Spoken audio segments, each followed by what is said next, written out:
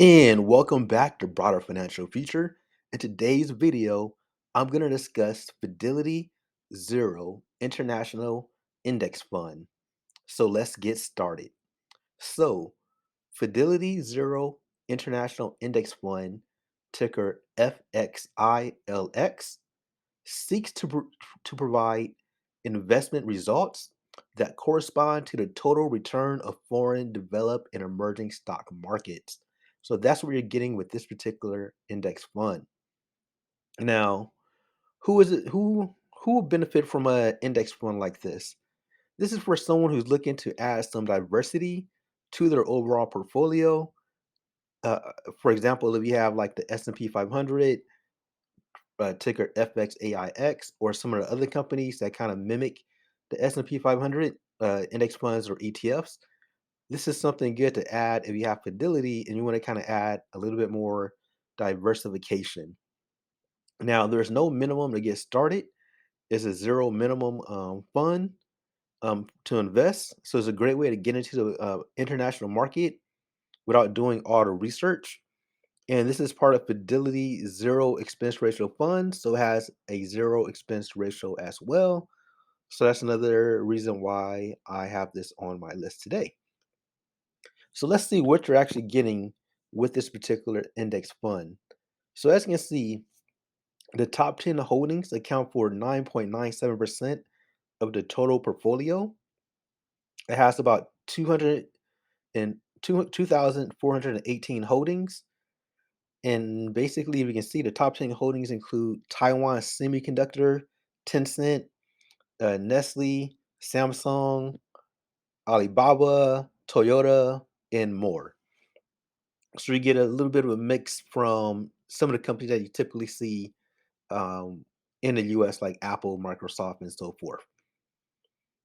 And when it comes to this particular fund, when you look at their sector breakdown, they're heavily invested in financials, information technology, industrials, consumer discretionary, healthcare, consumer staples, and then from there it kind of drops off with materials, communication services, energy, and more. So as you can see, you have a diverse sectors as well when it comes to this particular index fund. And let's break down the countries that you will be investing into. Japan currently has the highest allocation at 16.29%, second by United Kingdom, Canada, China, France, Switzerland, Germany, Australia, and so forth. So as you can see, that's a little bit of a breakdown of some of the countries that this fund is actually invested in. In addition, it does this fund actually do provide a dividend. It's a yearly dividend which is distributed every December. So that dividend kind of fluctuate, but as you can see, it does offer a dividend yearly. All right, so let's look at the performance here. The 1 year is up 8.21%, 3 years 13.5%, and the life of the fund is 7.75%. Overall, it's not up by a lot, but this is more so I do own this particular index fund because it does give me a little bit more diversification in my overall portfolio. And let's look at a hypothetical performance.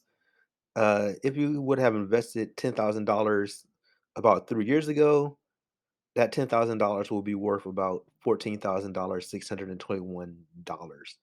That's just a hypothetical um, chart right there to kind of see what the value of this particular index fund would be. All right, folks, that's my thoughts overall when it comes to this particular index fund. This fund is only available if you do own Fidelity. You have to be a Fidelity account holder. In addition, I like the fund because it does add a little bit of diversification to my overall portfolio. It's not my largest allocation, but I do like to have some of my money going towards the international market, not just the US based companies. So that's the reason why I actually own this particular index fund. In addition to that, there's so many companies outside of the US, I'm not going to know all of them. So this is a good way for me to invest in these other companies without investing in them directly. All right, folks. Make sure to subscribe, like, and comment. It really helps out the channel. And just a disclaimer, this video is not financial advice. Any investment may involve risks, so it's important that you do your own homework. And I'm not a financial advisor. I'm just a guy on YouTube. All right, folks. Have a good one, and let me know what are some of your favorite index funds when it comes to Fidelity. All right, until next time, peace.